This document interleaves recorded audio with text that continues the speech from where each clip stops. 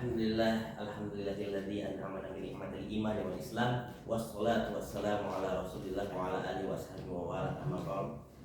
Alhamdulillah, segala puji bagi Allah Tuhan semesta alam yang telah memberikan rahmat, taufik dan hidayah kepada kita semua sehingga kita diberikan kesempatan untuk berkumpul di tempat yang insya Allah dirahmati oleh Allah Subhanahu wa taala ini dalam keadaan sehat walafiat. Alhamdulillah. Dan tak lupa pula salawat besertakan salam selalu tercurah limpahkan kepada Nabiullah Nabi Muhammad Sallallahu Alaihi Wasallam. Sebelumnya izin memperkenalkan diri, nama saya Rizky Nugroho dari Prodi PAI semester 2 yang akan menjadi moderator pada kesempatan kita hari ini. Di samping saya ini ada Riola Bibi, di sebelah sana ada Ila, dan sebelah sananya lagi ada Sifamucia. Dan di sini kita akan berdiskusi atau wawancara bersama narasumber kita pada hari ini yaitu Dr. Haji Jihaduddin MPD.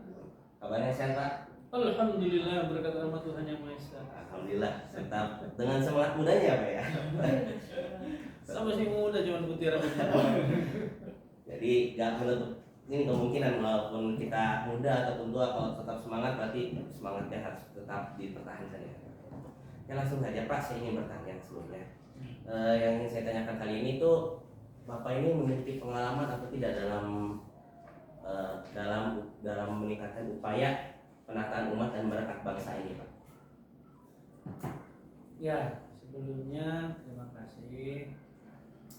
Kalau bahasa pengalaman, mungkin Timatul Anwar itu saya sejak masih dalam kandungan kayaknya saya sudah Timatul Anwar. Kalau istilahnya ini kakek saya itu dulu diutus oleh Ki Mas Abdul Rahman, salah satu pendiri organisasi itu mendirikan Nurul di Karawang pada tahun 1930 Pada awal di Karawang. Dan kita lihat bagaimana di Karawang itu orang yang sangat dikenal dengan Jawa segala macam itu, tapi dengan lahirnya Maqam Anwar di sana, lalu ya alhamdulillah di sana orang menjadi melek pendidikan, melek agama itu yang dilakukan. Dan salah satunya juga yang paling penting bahwa untuk membangun bangsa itu terus melalui pendidikan. Itulah kemudian yang saya coba untuk terus kembangkan peninggalan mulai lembaga pendidikan. Karawang itu di sana sudah ada 17 madrasah, 32 besar, yang hampir sama dengan di pusat. Dan keberadaan kita sebetulnya itu didukung oleh masyarakat karena Maqam Anwar pertama, kalau kita melihat dalam 9 prinsip kita, kalau kita pandai menjelaskan maka orang akan paham betul. Ketika terjadi konflik masalah mazhab misalnya NU Muhammadiyah perbedaan pendapat, kita di tengah itu menjelaskan bahwa ketika orang itu sholat subuh kunut dan tidak kunut itu bukan klaim organisasi. Kan kita selalu bilang misalnya kalau orang itu kunut pasti NU, kalau tidak kunut Muhammadiyah. Nah, di Maqam Anwar kalau waktu kita jelaskan kalau tidak begitu, bahwa Rasulullah pernah kunut dan pernah tidak kunut. Artinya hal itu harus ditinggalkan, sudah perpecahan itu. Mari kita bersama-sama membangun ini. Dari itu pengalaman melalui hal-hal yang paling pokok, yang paling sederhana. Kemudian juga di kampus misalnya di mahasiswa selalu juga saya sampaikan urusan-urusan itu tuh masa sudah selesai sebenarnya. Jadi sekarang bagaimana kita sebagai umat Islam di Indonesia ini mempunyai yang sangat besar, kita punya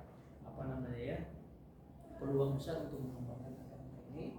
Dan yang paling penting karena Indonesia dikenal dengan negara yang berbagai macam penduduk ya, budayanya segala macam, mazhabnya juga waduh banyak, apa juga ada di Indonesia.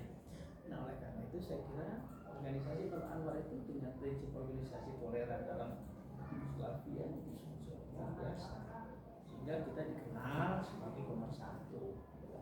Ya, saya kira itu yang konkret dalam pendidikan lah, bagaimana kita membangun mindset masyarakat itu agar urusan beragama, urusan menjadi satu.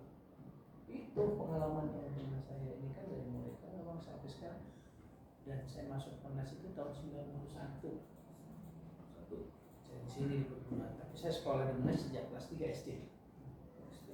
SDMA dulu namanya. Saya sudah masuk sini. Kemudian Bapak, mohon maaf sebelumnya, izin bertanya juga mengenai pengalaman Bapak yang tadi sudah sampaikan Bapak. Apakah ada tantangan-tantangan yang pernah dialami Bapak pada saat melaksanakan kegiatan Malaka Umat dan Malaka Bangsa Bapak? Ya kalau tantangan ya pasti ada ya. Iya. Pasti ada. Tapi sudah tergantung bagaimana kita mensikapi. Misalnya ketika kita bicara tentang ya, kita misalnya ini satu contoh lah. Di Karawang itu ada satu tradisi orang kalau sunat ada disebut dengan bela. Tahu bela nggak? Bela itu ente ininya di ini terus potong ayam bareng. Nah nanti sakitnya bisa hilang, pindah ke ayam. Oh, Nah itu kita jelaskan. Ya, oke silahkan, tapi tidak niatnya seperti itu. Nanti ayamnya dipotong, kakaknya buat yang sunat. Jadi kayak gitu. Nah artinya kalau yang namanya ini ya pastilah kita ya. Ya misalnya ada salah satu masjid itu yang dulu nggak pernah orang yang namanya sholat itu taraweh misalnya harus 23 ayat, harus 20 terus tambah ini. Tapi begitu kita jelaskan yang kayak ini yang 11 juga di situ bisa, yang juga bisa, tapi perlu penjelasan. Adapun ininya ya pasti. Misal kalau saya menjelaskan ke hal-hal yang itu tentang tahlil, saya bilang tahlil itu diperintahkan oleh Allah. Kalau tahlilan enggak. Lo kok bisa kan? Lo iya. Takbir perintah, wala tukabbirullaha ala ma hadakum. Tapi takbiran enggak. Kenapa? Karena takbiran itu kalau di kita obor, beduk, terus apa lagi? Pakai truk keliling gitu kan? Itu takbiran itu. Kalau takbir kan Allahu Akbar, Allahu Akbar kan disuruh. Tapi kalau sudah bahasanya takbiran kan kayak gitu. Tahlilan diperintahkan. Tapi kalau sudah bahasanya tahlilan diperintahkan tahlilan. Ya udah. Harus ada ini, bukan kalau macam ada kopi. Kalau nggak kopi katanya gegesa, kalau nggak masih ini wah itu kulit amat itu orang. Ya kayak gitu. Tapi ada. Dulu saya di Cikarang juga. Saya sering dulu ikut tahlilan gitu, tetapi ya kita jelaskan sedikit-sedikit. Itu yang disebut dengan dakwah penetrasi. Jadi bukan kita mau hantam orang dari jauh, kita masuk dalam, kita cerita. Ya kembali lagi juga kalau tantangan ya jiwa besar kita juga harus ada, harus kuat. Jika kita menjelaskan. Dan kedua ilmunya. Ilmunya juga. Ente mau ngatain itu hadis palsu, dia tahu nggak hadis itu palsu enggaknya? Gimana ceritanya? Saya nggak tahu. Gitu ya. Bilang, oh tahlilan itu haram, nggak boleh, itu dari animisme dari ini. Ente gimana bisa menceritakan itu?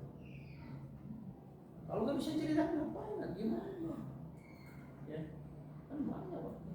Dari masyarakat biasa. Nah, sekarang tugas kita sebetulnya bagaimana pertama yang kita membangun persepsi siswa masyarakat bahwa organisasi beda dengan mazhab. Kalau mazhab siapapun kan boleh. Makanya Manu Anwar boleh kunut, boleh tidak kunut. Kenapa begitu? Yang penting dasarnya apa? Man amila amalan laisa min amrina bahwa raddun. Itu yang ke-11 tahu dari mana bisa, yang ke-20 dari mana, itu yang penting gitu. Nah, bagaimana kita menjelaskan itu pada masyarakat itu yang penting. Ya kalau ini sih biasa lah, dia nggak penting kayak gitu, biasa begitu. Kenapa? Emang saya orang kecil, tapi terus gitu. Terus apa lagi? Nah, ini izin saya Pak. Menurut Bapak, apakah anak muda itu memiliki potensi dalam meningkatkan dan merdeka bangsa. Oh, pastilah anak muda ini. Apa Pak Rafiq Subhanul Yaum di jalan luar dia. Nah, Hari ini. itu. Dan pemuda itu ya jangan laisal fata mayyakulu abi abahnya bapaknya, tapi walakin fata mayyakulu ada. Nah kalau seperti itu pasti ya pastilah. Cuma ya itu tadi ada syaratnya. Ilmunya itu benar. Ada salah satu katanya itu perkataan yang disandarkan kepada Ali bin Abi Thalib. Jadi didiklah anakmu itu apa? Janganlah kamu mendidik anakmu sesuai dengan zaman, tapi didiklah dia sesuai dengan zamannya, karena dia hidup bukan pada zaman. Itu dari hasil silsilah hadis dhaif wal mawdu'at yang saya baca, itu perkataan Aristoteles. Aristo, bukan Ali bin Abi Thalib. Tapi bagus gitu loh. Oke, kita terima. Nah maksud saya pemuda yang itu pasti bisa lah. Tapi yang tadi yang siap dengan keilmuannya, dengan iman, ya gitu. Anda gimana bisa menjawab tantangan zaman sekarang misalnya? Komputer nggak bisa, internet nggak punya. Gimana? Orang semuanya dakwah bisa di situ waktu itu semua kok. Ya. Sekarang orang kan ustadznya Google. Ya orang-orang ya saya punya murid di Jakarta orang murid. Kalau mau pengajian dia udah googling dulu tuh masalah-masalahnya. Baru tanya, Ustaz ini gimana betul nggak? Nah kalau kita nggak bisa itu coba gimana ya? Nanti kalah nanti. Sudah apalagi calon-calon guru tahun berapa yang nanti lulus? Yang nggak tahu sekarang. Saya dulu ramal saya pernah di seminar internasional itu buat tahun 2045 itu orang sudah tidak butuh guru lagi. Tapi ini karena semua orang sudah bisa jawab dengan ini tidak perlu guru. Nah, ente kuliah buat apa? Nah, artinya kita kuliah bukan untuk ngajar tapi bagaimana mengisi ini. Ini loh. Ya. Coba. Mata bahasa Mila, ente pernah lihat? Udah. Wakfian. Ngelihat? Belum? Nah, gimana jadi Subhanul Yaum di jalur kok nanti? Artinya bisa, kita siapapun bisa untuk itu. Ya, tetapi peningkatan SDM kualitas kita itu yang penting. Yaitu ilmu. Ya. Jadi ilmunya. Kalau nggak ada ilmunya, bohong. Karena prinsip dasarnya kan begitu. Apalagi kalau kalimatnya mana amila amalan laisa min ilmi. Amalan itu kan harus dengan bil ilmu. Dengan ilmu kan? Iya. Ya, kalau ilmunya nggak ada, kosong. Oke, terus cukup. Masih tanya Pak. Indonesia kan memiliki budaya, suku, ras yang berbeda. Nah, dalam hal tersebut, bagaimana pentingnya menghormati dan memahami perbedaannya? Ya, pertama kalau dari sisi Mata Anwar ya, kita punya prinsip toleran itu kan terhadap pengertian tidak hanya luar biasa sebetulnya. Bagaimana ya tadi saya sampaikan bahwa Indonesia ini kan dengan beragam macam budaya, ratusan ini. Nah, sekarang pada prinsip dasarnya kita harus yakin bahwa apa yang kita lakukan adalah benar. Tetapi juga ada kaidah usul fiqh. Maksudnya enggak Pak? Ya, kalau usul fiqh begini, zaman para kiai bilang bahwa pendapat saya benar, tapi mungkin pendapat orang lain juga salah, memutus mengandung kebenaran. Ada bahasa begitu. Artinya itu prinsip kita bahwa tetap mengakui bahwa kita ini benar, tapi mungkin orang lain juga ada mengandung kebenaran juga, gitu. Nah untuk itu saya kira bagaimana kita bisa mensikapi kayak begitu? Ya pertama sekali lagi saya katakan, ya kita harus mengetahui, Bang, nggak bisa. Bagaimana kita bisa toleran? Jadi gini, ente nggak bisa toleran dalam bermazhab kalau nggak pernah baca buku yang namanya Fiqhul Ambar ala Mazhabihil Arba'ah. Ya, ngomong masalah gini-gini, baca buku itu juga pernah. Lu rek kemana? Tolerannya. Akhirnya kan kekeh baik. Ini yang benar. Orang kadang itu tidak begitu. Imam Malik pernah, beliau tidak menyunahkan wudhu dengan menyela-nyela kaki. Tapi setelah ada orang datang, dia menjelaskan Rasulullah pernah, saya pernah lihat, diganti langsung. Kan sikap itu sikap tawadhu, sikap menghargai, ya itu yang penting. Menghargai pendapat orang lain. Pendapat saya benar, mungkin mengandung kesalahan.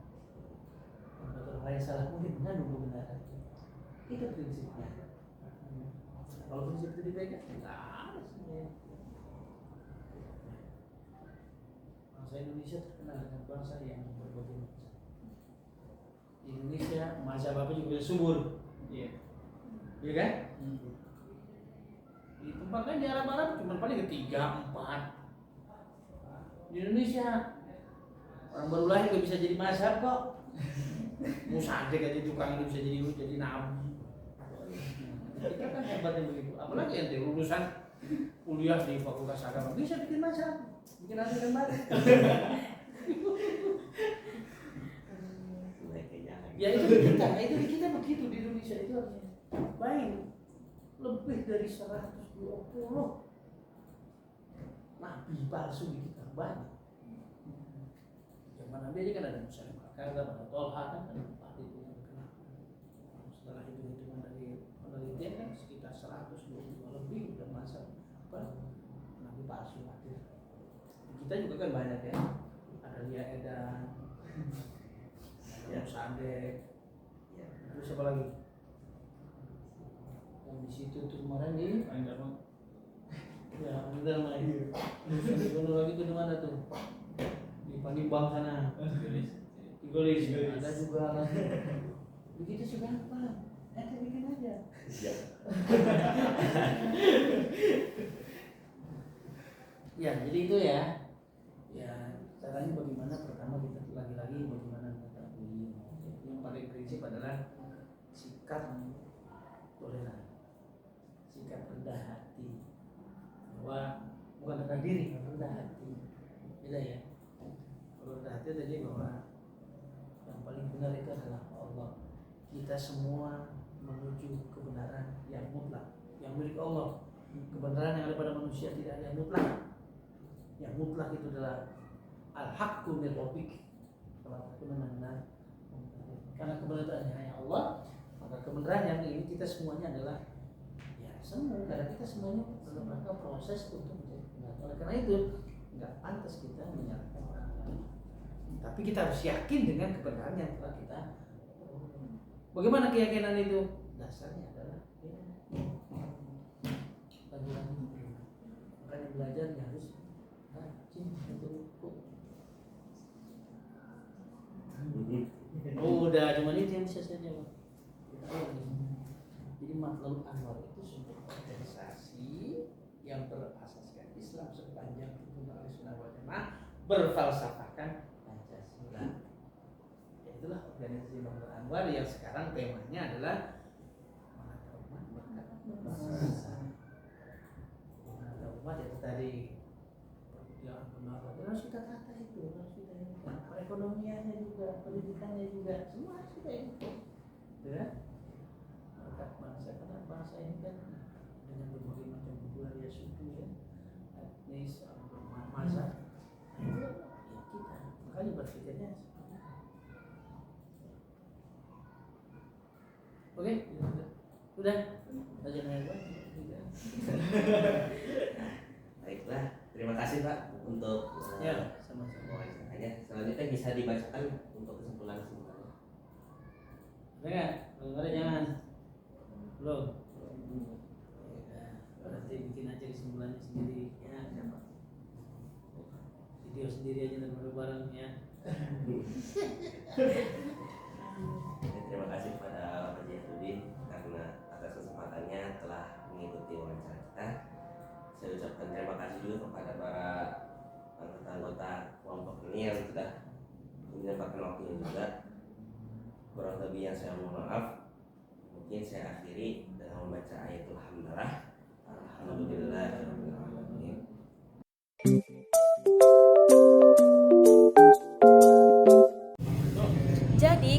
Jalannya adalah Matlaul Anwar adalah organisasi yang berasaskan Islam sepanjang tuntunan Ahlus Sunnah wal Jamaah dengan berfalsafahkan Pancasila.